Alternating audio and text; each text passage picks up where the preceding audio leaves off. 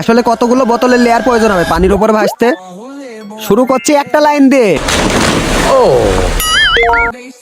2 line বোতল। এবার line double করে দিলাম মোটা ভাইকে ভাসাতে। 3 লাইন বোতল। এই সুইমিং পুল তো বোতলে ভরে গেল। আমার পুরো বিশ্বাস আছে আমি পার হয়ে যাব। আহা, তোমার দ্বারা তো সম্ভব না, তুমি অনেক মোটা। 4 লাইন বোতল। এবার যদি পার না হতে পারো তাহলে তুমি কাল থেকে ঘাস ঘুষ খাবে।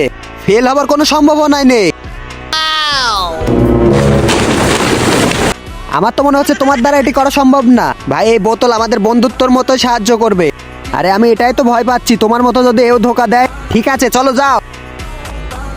আরে এ তো প্রায় কাছাকাছি চলে গেছিল, আমার থেকে মনে হচ্ছে এটা কেউ করতে পারবে না।